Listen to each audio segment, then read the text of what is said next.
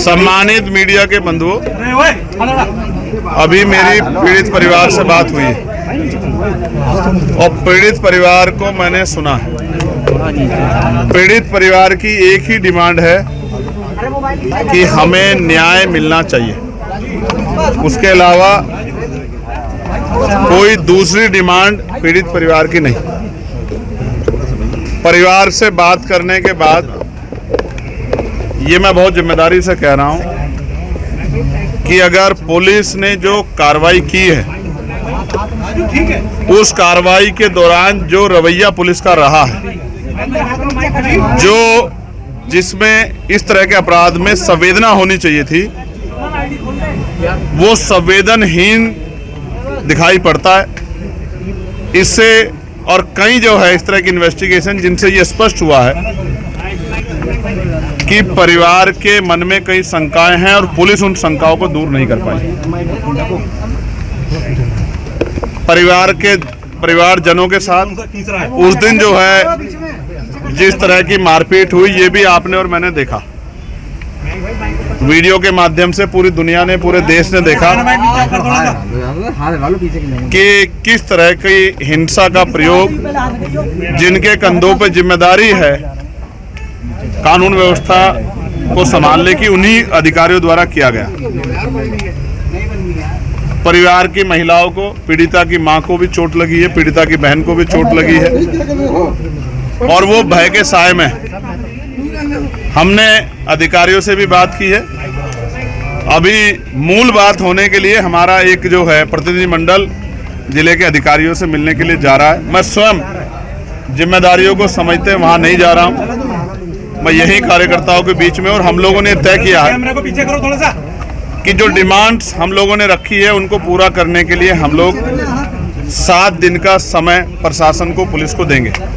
अगर उसके बाद कार्रवाई नहीं हुई तो फिर हम लोग एक बड़ा आंदोलन यहाँ नहीं करेंगे, इस बार लखनऊ में, प्रदेश की राजधानी में मुख्यमंत्री आवास के घेराव का करेंगे।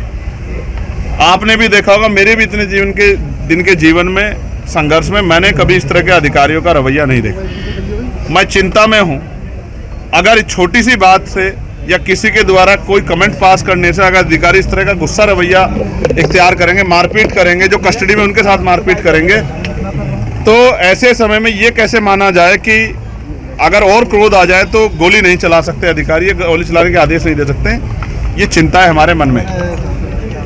और उसके बाद अधिकारियों द्वारा खेद ना प्रकट करना, उल्टा जो है जो लोग आंदोलन कर रहे थे उन्हीं को जेल भेज देना, उन पर इस तरह की धाराएं लगा देना, यह स्पष्ट करता है कि कहीं ना कहीं किसी चीज को छिपाया जा रहा है। तो इसलिए आज हमें यहाँ रोक दिया गया था। हमने पीड़ितों को सुना, पुलिस को भी सुना, अधिकारियों को भी सुना। मैं एक बात स्पष्ट कर रहा हूँ कि अभी जिले का माहौल अच्छा नहीं है। जिले के माहौल को जातीय तनाव कराने के लिए प्रयास किया जा रहा है। हम किसी भी तरह का जातीय तनाव अपने मेरठ की क्रांति धरा, कोतवाल धन सिंह गुर्जर, माता दीन वाल्मीकि जी की और ये जो क्रांतिकारियों की धरा है, इस पर नहीं होने देंगे। इसलिए हम सब कार्यकर्ताओं को शांति बनाने की अपील करेंगे और निष्पक्ष कार्रवाई हो, इसके लिए पुलिस के अधिकारियों ने हमें भरोसा दिलाया। अभी हम कार्यकर्ताओं से बात करेंगे। मायावती जी का बयान आया है इसी बात को लेकर, उन्होंने नाम नहीं लिया, लेकिन कुछ दलों को लेकर ये कहा कि भाई आप सड़कों पर ना उतरे, ये कानून की प्रक्रिया होती है, कानून कोर्ट से निपटाया जा सकता है। क्या कहना चाहते हैं इसमें आप?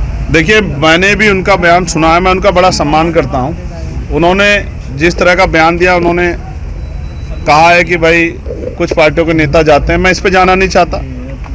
वो एक राजनीतिक पार्टी का हिस्सा है और वो आज़ाद समाज पार्टी की बढ़ती लोकप्रियता से उनको हो सकता है कोई उनके मन में कोई शिकायत हो, लेकिन ये सच है कि जहां सरकार तानाशाही कर रही है, मैं अकेला नहीं हूं, सारी पार्टियों के लोग समय समय पे किसी न किसी मुद्दे को लेकर सड़कों पे आते हैं। और किसान आंदोलन 13 महीने चला, महिला प्रोटेस्टर्स ने आंदोलन किया, तमाम कर्मचारी अधिकारी आंदोलन कर रहे हैं। आप ही बताओ, आंदोलन करने का अधिकार ना उनको या मुझे, सबको संविधान ने दिया ना, तो हम अपनी संवैधानिक शक्ति का प्रयोग कर रहे हैं, क्योंकि हमें पता है पुलिस निष्पक्ष कार्रवाई नहीं कर रही। अगर पुलिस कोई प्रोटेस्ट कर रहा है, पीड़ित परिवार, तो उसको लाठी बजा देनी चाहिए। तो उनकी सलाह ठीक है, जो सलाह उनकी अच्छी होगी उसको हम लोग मानेंगे। लेकिन उन्होंने कहा कि निचली अदालत से न्याय न मिले तो सर्वोच्च न्यायालय चले जाओ, तो सुप्रीम कोर्ट जाने के पैसे हमारे लोगों पे हैं।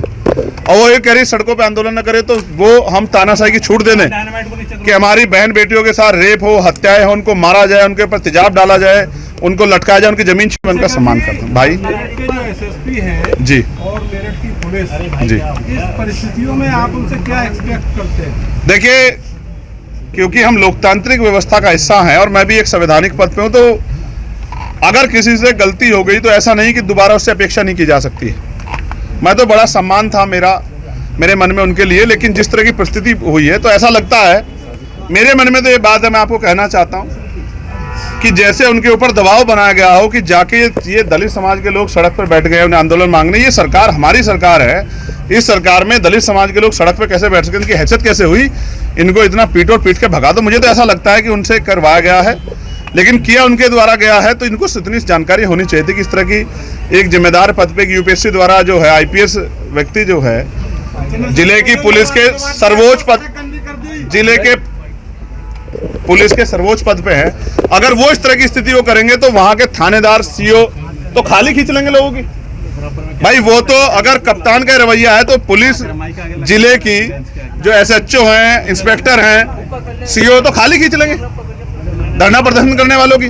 मेरा सवाल ये है, उन्होंने ही कहा कि 5 बार इस तरह के प्रदर्शन हुए, उन्होंने कितनों में जाके थप्पड़बाजी की, कितने लोग कस्टडी में जाके उन्होंने पीटे, और उन्होंने अपने जीवन में कितने लोगों को सार्वजनिक रूप से ऐसे पीटा। क्या उनको नहीं पता था कि ये कमजोर वर्ग के लोग, इनकी बच्ची के साथ अन्याय हुआ, इनके मन में शंकाएं हैं, हम इस शंका को दूर करें। क्या जिलाधिकारी नहीं मिल सकते पीड़ितों से? क्या इतने दिन के समय कार्यकाल में आप देखो जितने आंदोलन हुए हैं, जिलाधिकारी घर ऑफिस में बैठ के मना कर देते हैं कि मैं नहीं मिलूंगा। क्यों जिलाधिकारी और जनता के लिए नहीं बैठे? वो मना कर देते। किसान प्रोटेस्ट हुए और भी प्रोटेस्ट हुए, वो 6-6 घंटे लोग बैठे थे, मिलते नहीं। क्यों नहीं मिलते हैं? ऐसी क्या स्थिति है कि अधिकारी मिलना नहीं चाहता? जनता के अधिकारी नहीं है क्या? चंद्रशेखर जी, आपने एक आरोप लगाया कि कप्तान से करवाया गया, तो जब पहली बात पता लगी तो कौन है आपको लगता है कि ये लोग पीछे होंगे? देखो, जिन लोगों को लगता है किसी भी प्रोटेस्ट से जाति के आधार पर सरकार की थूथू होगी, वही अधिकारी ये सब चीजें करवा रहे हैं। मैं स्पष्ट रूप से इसकी जांच होनी चाहिए कि किस अधिकारी को और किस अधिकारी ने बहुत सख्ती से एसएसपी को कहा कि जाके मौके पे इस भीड़ को हटाओ। ये पुरानी सरकारें नहीं है, ये जो है ये भाजपा की सरकार है, और ये दलित समाज के लोग सड़क पे बैठ गए। इनको जो, क्योंकि भाषा शैली देखो, आप मानसिक रूप से तैयार थे, गंदी सड़क गंदी कर दी सालों ने, और इनके बाप की सड़क नहीं है। ये सड़कें तो जनता के टैक्स के पैसे से बनी है, किसी के बाप के पैसे नहीं बनी है, ये जनता के पैसे बनी है, और ये जनता, ये जो गरीब जनता, इनके टैक्स से बनी है। इस तरह की भाषा शैली अवगत कराती है कि वो आदमी दबाव में था, उनको इससे करवाया गया, करा उन्होंने भी, वो भी बराबर के दोषी, उनको खेद प्रकट करना चाहिए। और मैं आपको बहुत जिम्मेदार से कह रहा हूं, पत्रकार साथियों, 20 तारीख से सत्र चलेगा। अगर मैं जीवित रहा, पूरे दिन सुबह से सत्र चलेगा। अपनी बात को रखने के बाद चाहे मुझे 24 घंटे, 48 घंटे, 72 घंटे आंदोलन बैठना पड़े, जब तक इस हमारे बच्चों पे जो अन्याय हुआ और जो निर्दोष लोग जेल भेजे गए उनको नहीं छोड़ा जाएगा, मैं धरने बैठ रहूंगा। पार्लियामेंट में बाहर, अंदर ही बोलूंगा और पार्लियामेंट के बाहर भी। जिस तरह के जब सांसद के कपड़े फट सकते हैं हरिद्वार में, यहाँ प्रोटेस्टर को पीट के डाला जा सकता। कौन सी धारा में लिखा है पीट दोगे? कौन सी पुलिस एक्ट में लिखा है? सब जो है जाति के आधार पे हो रहा है। ये जातीय वैमनस्य है, ये इसका जवाब देना पड़ेगा। मेरी बात को आप